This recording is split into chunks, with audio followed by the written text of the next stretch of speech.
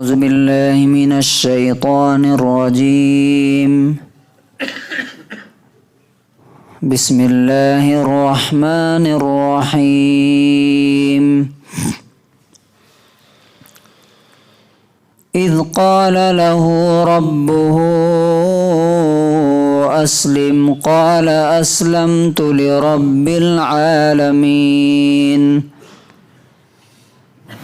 سورہ نمبر 2 آیت نمبر 131.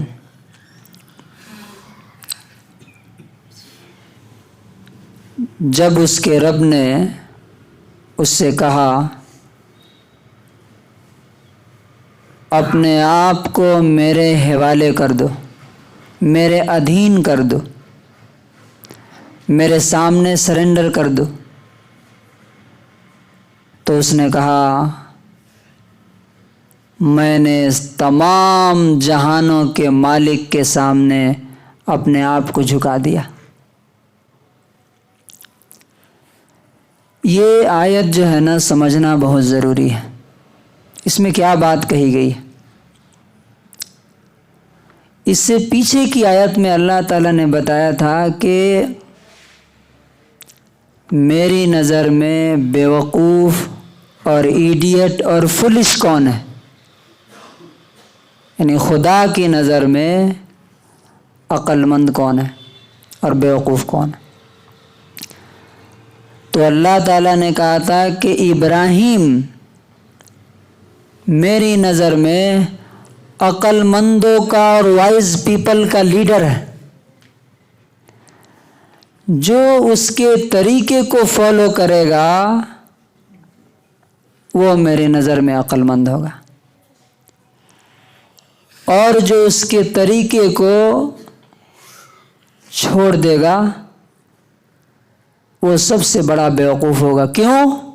وَلَقَدِ اسْتَفَيْنَاهُ فِي الدُّنْيَا، دنیا میں ہم نے اس کو سلیکٹ کیا تھا، چوز کیا تھا، چن لیا تھا، اور آخرت میں بھی وہ میرے اچھے لوگوں میں ہوگا. تو اس کا مطلب کیا ہے کہ اگر تم ابراہیم کے طریقے پہ چلے تو تمہیں بھی میں سلیکٹ کر لوں گا اپنے خاص بندوں میں، اور آخرت میں تم انہی کے ساتھ ہوگے. اب اللہ تعالیٰ بتاتا ہے کہ ابراہیم کا طریقہ ہے کیا جس کو فالو کرنے کا ہمیں حکم دیا گیا، اور جس کو فالو کر کے ہم اللہ کے چوزن پیپل میں شامل ہو جائیں گے، سلیکٹڈ بندوں میں. تو وہ یہ تھا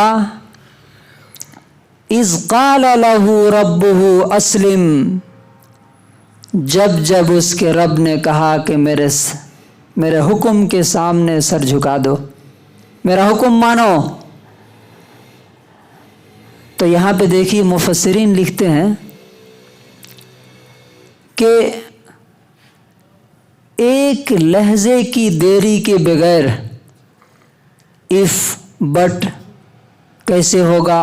مثال کے طور پہ آگ میں جلانے کی بات آئی تو یہ نہیں سوچا کہ کیسے ہوگا، یہ کیسے میں مروں گا، کتنی تکلیف ہوگی، یا اللہ کسی کو بھیج دیجئے، مدد کے لیے بھیج دیجئے. نہیں، اسلمت لرب العالمین. بیوی بچوں کو جنگل میں پھینک کے آنے کی بات ہوئی تو دیکھا آپ نے کہ وہاں سے جب ان کو رکھ کر کے چلے تو بیوی پکارتی رہ گئی کہ کس کے بھروسے پہ چھوڑ کے جا رہے ہو چھوٹے بچے کو اور مجھ کو. پلٹ کے نہیں دیکھا. آج ہم بولتے ہیں کہ بیوی بات نہیں مانتی، بچے بات نہیں مانتے، سوسائٹی میں رہنا ہے، جینا ہے. تو سوسائٹی کے غلام ہیں، اللہ کے غلام نہیں ہیں. بیوی بچوں کے نوکر ہیں، اللہ کے نہیں ہیں. اللہ کیا چاہتا ہے کہ جب اللہ کا حکم آئے تو یہ نہ سوچو کہ فائدہ کیا ہوگا، نقصان کیا ہوگا. نہیں، اسلمت لرب العالمین. تمام اچھا سوچئے ذرا کہ جس خدا کے ہاتھ میں پورا یونیورس ہے اس کے سامنے اگر کوئی جھک گیا تو کیا اس کو وہ محروم کرے گا؟ کبھی نہیں کر سکتا. اور آپ ہسٹری تو دیکھیے کہ جو لوگ اس کے سامنے جھکے اللہ نے ان کو کیا عزت دی. اب انہی کو دیکھ لیجئے، ابراہیم کو علیہ السلام، نمرود سب کچھ تھا اس کے پاس، بادشاہت تھی، وہ اگر خدا کی بات مان لیتا تو کیا مقام اور مرتبہ ہوتا اس کا. لیکن ایک طرف اس نے انکار کیا تو اس کی ساری سلطنت دھری کی دھری رہ گئی اور وہ ذلیل و خوار ہو کے دنیا سے گیا. اور ابراہیم علیہ السلام نے سب کچھ چھوڑ دیا، گھر چھوڑ دیا، بیوی بچے چھوڑ دیے، باپ نے بھگا دیا، اور اللہ تعالیٰ نے قیامت تک کے لیے ان کا نام زندہ کر دیا. تو بیوی کو چھوڑ کے جا رہے تھے تو جب بیوی پکار رہی تھی کہ کہاں جا رہے ہو، کس کے بھروسے چھوڑ کے جا رہے ہو، پانی نہیں ہے، کھانا نہیں ہے، کوئی آدمی نہیں ہے، درندہ کھا جائے گا، جانور لے کے چلے جائیں گے بچے کو، کچھ بھی ہو سکتا ہے نا. مڑ کے نہیں دیکھا.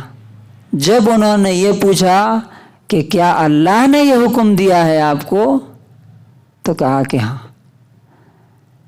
تو بیوی بھی کیا بیوی تھی، کیا تربیت کی تھی، انہوں نے کہا اذن لا یضیعنا، جب اللہ نے آپ کو حکم دیا ہے تو وہ ہمیں برباد نہیں ہونے دے گا، ہمیں ضائع نہیں ہونے دے گا. اب اس کا دوسرا پہلو کیا ہے کہ ہمیں دیکھنا چاہیے کہ ہمارے گھر میں بیوقوف لوگ پل رہے ہیں، ایڈیٹ لوگ ہیں. ہمارے سرکل میں ہم کن کے ساتھ رہتے ہیں؟ کیا ان لوگوں کے ساتھ رہتے ہیں جو اللہ کے نظر میں عقل مند ہیں، یا ان لوگوں کے ساتھ، چاہے وہ ہماری بیوی اور بچے ہی کیوں نہ ہو، جو اللہ کی نظر میں بیوقوف ہیں؟ تو اگر بیوقوفوں کے ساتھ دنیا میں ہیں تو قیامت کے دن بھی انہی لوگوں کے ساتھ اٹھائے جائیں گے. اور اگر عقل مندوں کے ساتھ رہتے ہیں، ابراہیم علیہ السلام اور ان کے طریقے پہ چلنے والوں کے ساتھ، تو انشاءاللہ اللہ تعالیٰ انہی کے ساتھ ہمارا حشر فرمائے. اللہ تبارک و تعالیٰ ہمیں قرآن کریم سے ہدایت اور نصیحت اور عبرت حاصل کرنے کی توفیق نصیب فرمائے. سبحان اللہ.